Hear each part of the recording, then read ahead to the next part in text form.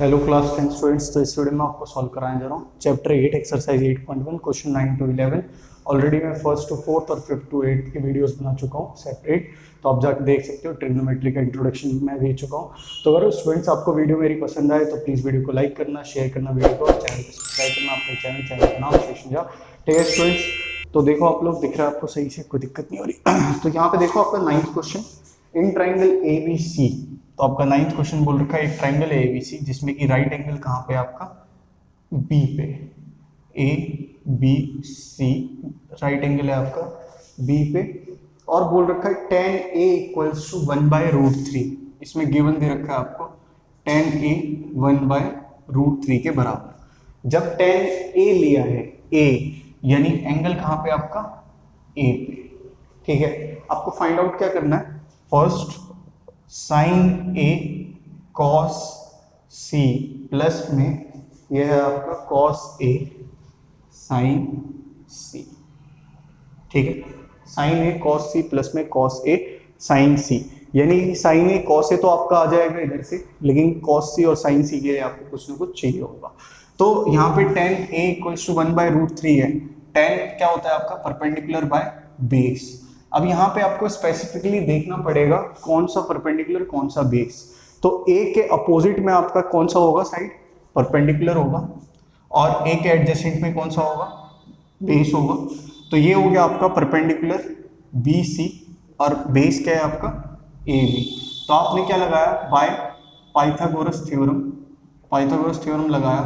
Hypotenuse का square equals to perpendicular का square plus में बेस का स्क्वायर। हाइपोटेन्यूज का है AC का स्क्वायर इक्वल्स टू परपेंडिकुलर क्या है इसमें, बेस BC का स्क्वायर प्लस में बेस क्या है आपका AB का स्क्वायर। तो AC का स्क्वायर इक्वल्स टू BC कितना है, 1 का स्क्वायर प्लस में यह है आपका √3 का square. AC square equals to में 1 प्लस में 3, ये कितना आ गया 4, तो इधर चला जाएगा, ये हो जाएगा आपका 2, यानी हाइपोटेन्यूज कितना आ गया, या AC कितना आ गया 2 आ गया। अब यहाँ से आप साइन A और कॉस A फिलहाल के लिए निकाल लो। साइन A वही परपेंडिकुलर बाय हाइपोटेन्यूज, इसका परपेंडिकुलर क्या होगा BC अपॉन में AC। परपेंडिकुलर क्या है इसका, कितना 1/2। फिर आपका कॉस A निकाल लिया आपने, बेस बाय हाइपोटेन्यूज। तो बेस कितना है इसका, बेस है AB अपॉन में AC √3/2। अब क्योंकि आपको क्या चाहिए यहाँ पे cos C और sin C चाहिए, तो sin A cos A निकाल लिया आपने, sin C और cos C निकालना है। तो जब sin C और cos C निकालना है तो दोनों के फॉर्मूले लिख ले आप। तो परपेंडिकुलर बाय हाइपोटेन्यूज और बेस बाय हाइपोटेन्यूज। अभी फिलहाल आपका नजरिया देखने का था एंगल A से, अब ये चेंज होके कहाँ से हो गया, C से, यानी आपका जो BC है वो क्या हो जाएगा, एडजेसेंट है इसके, तो बेस हो जाएगा, और एंगल के अपोजिट वाली साइड क्या हो जाएगी, परपेंडिकुलर हो जाएगी। यानी परपेंडिकुलर क्या होगा आपका, ये होगा AB, और हाइपोटेन्यूज क्या होगा AC हो जाएगा। AB क्या है आपका, AB है √3, और AC कितना है 2 है। B जो बेस है आपका BC बाय AC, ये हो जाएगा 1/2। तो साइन A क्या है आपका 1/2, ये सारे के सारे आपने फाइंड आउट कर लिए। तो साइन A कितना है 1/2, cos C कितना 1/2, प्लस में आपका cos A कितना √3/2, मल्टीप्लाई में ये आपका sin C कितना √3/2, 1/2 मल्टीप्लाई 1/2 1/4, √3 मल्टीप्लाई √3 3, 2 मल्टीप्लाई 2 4, इसका एलसीएम क्या आ गया 4, ऊपर में आपको 1 + 3 यानी 4/4 कैंसिल, कितना आंसर 1 आंसर। इसका सेकंड पार्ट क्या है, cos A cos C minus में sin A sin C, cos A cos C minus sin A और sin C। cos A क्या है आपका, cos A है √3/2 मल्टीप्लाई cos C क्या है 1/2, माइनस में sin A कितना 1/2 मल्टीप्लाई sin C क्या है √3/2, ये हो जाएगा √3/4, माइनस में आपका √3/4, कैंसिल कितना आया 0 आंसर। तो मिला जुला के स्टूडेंट आपको इसमें क्या फाइंड आउट करना था, ये 4 चीजें, sign A cos A sin C cos C, ये 4 चीजें आपको फाइंड आउट करनी है। एंगल को आपको चेंज करना है, टिल्ट करके देखना है कौन सा परपेंडिकुलर कौन सा बेस। ठीक है स्टूडेंट्स, तो ये हो गया आपका 9th क्वेश्चन। दिख रहा है आपको सही से, कोई दिक्कत नहीं हो रही। अब मैं आपको करवाता हूँ 10th क्वेश्चन, तो ध्यान देना है, वीडियो पॉज करके नोट डाउन कर लेना। तो देखिए आपका 10th क्वेश्चन, 10th है आपका in triangle P Q R, right angle कहाँ पे आपका क्यू पे। तो आपका एक राइट ट्राइंगल है P Q R, P Q R, angle Q पे क्या है 90 डिग्री है, ठीक है। इसमें बोल रखा है आपको P R plus Q R equals to 25 centimetre, और बोल रखा है आपको पी क्यू इक्वल्स टू में 5 सेंटीमीटर। पी क्यू 5 है, ये आपका 5 है, और P R plus Q are आपका कितना है, ये आपको 25 दे रखा है। Determine the values of sine P, cos P और क्या आपका tan p, ये तीनों चीजें आपको क्या करनी है, फाइंड आउट करनी है। तो इसमें एंगल का कहीं भी चेंज नहीं है, तो ये चीज आपके लिए अच्छा है। साइन p, p क्या होगा परपेंडिकुलर, साइन क्या होगा परपेंडिकुलर बाय हाइपोटेन्यूज, ये होगा बेस बाय हाइपोटेन्यूज, और ये क्या होगा परपेंडिकुलर बाय बेस, यही होंगे तीनों। एंगल p है तो इसके अपोजिट वाली साइड क्या होगी, बेस होगी, एडजेसेंट वाली आपकी परपेंडिकुलर होगी। तो परपेंडिकुलर क्या है इसका PQ, और हाइपोटेन्यूज क्या है PR, बेस क्या है इसका आपका क्या हो जाएगा, एक सेकंड, परपेंडिकुलर इसके अपोजिट वाली साइड यानी कि QR, और आपका बेस क्या होगा एंगल के एडजेसेंट वाली साइड यानी PQ अपॉन में ये होगा PR। फिर परपेंडिकुलर क्या है, यही आपका QR बाय PQ। अब इसमें आपको फाइंड आउट क्या क्या करना है, आपके पास क्या है PQ है, QR और PR आपको फाइंड आउट करना है। तो ये राइट एंगल ट्राइंगल है, तो in right angle triangle PQR, angle Q equals to क्या होगा 90 डिग्री होगा, ठीक है। एंगल Q आपका 90 डिग्री, तो इसमें हाइपोटेन्यूज का स्क्वायर इक्वल्स टू परपेंडिकुलर का स्क्वायर प्लस में बेस का स्क्वायर। हाइपोटेन्यूज क्या है PR का स्क्वायर, फिर आपका परपेंडिकुलर इस एंगल के हिसाब से माने तो ये हमारा QR का स्क्वायर है, ठीक, प्लस में आपका बेस PQ का स्क्वायर।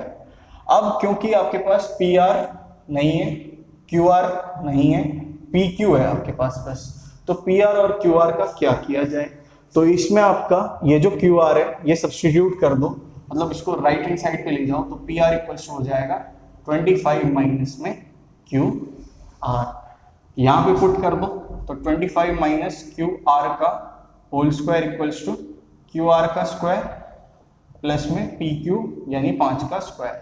तो ये हो जाएगा a माइनस बी का whole square, a square plus में b स्क्वायर माइनस में 2a और b इक्वल्स टू QR का स्क्वायर प्लस में ये हो जाएगा 25। अब QR का स्क्वायर कैंसिल हो गया, 25 का स्क्वायर 625 माइनस में कितना आ गया 50 QR 25, ये आपका लेफ्ट साइड में आ गया, तो 625 माइनस में 25 इक्वल्स टू आपका राइट साइड में चला गया, तो 50 QR कितना हो गया 600 इक्वल्स टू 50 QR 12, तो QR इक्वल्स टू क्या हो गया 12 सेंटीमीटर। फिर आपका QR इतना आ गया, तो PR प्लस में QR कितना है आपका 25 सेंटीमीटर है, तो PR प्लस में ये कितना है 12 इक्वल्स टू 25, ये आपका राइट साइड में चला गया, तो 25 माइनस में 12 यानी कि PR इक्वल्स टू में 13 सेंटीमीटर, ठीक है। अब आप जानते हो कि ट्रिग्नोमेट्रिक रेशियोज के कोई भी यूनिट नहीं होती, तो ऊपर नीचे आपका सेंटीमीटर कैंसिल आउट हो जाएगा। तो QR कितना है 12 सेंटीमीटर, PR कितना है 13 सेंटीमीटर, तो सेंटीमीटर कैंसिल कितना आ गया 12/13। PQ कितना है आपका, PQ है 5 सेंटीमीटर, और PR ये है आपका 13 सेंटीमीटर, कैंसिल कितना हो गया 5/13। फिर आपका ये कितना है QR 12 सेंटीमीटर, और ये है आपका 5 सेंटीमीटर, ये दोनों कैंसिल क्या आ गया 12/5, ठीक है स्टूडेंट्स। तो इसमें आपको क्या फाइंड करना है PR और QR, जो कि आप इजीली कर सकते हो और निकाल सकते हो। तो आपको दिख रहा है, कोई दिक्कत नहीं हो रही, ठीक है स्टूडेंट्स। तो ये देखो आपका ये हो गया 10th क्वेश्चन, वीडियो पॉज करके नोट डाउन कर लेना। अब मैं आपको समझाता हूँ 11th, जो कि आपका इस वीडियो का लास्ट क्वेश्चन होगा। तो यहाँ देखिए आपका ध्यान दें,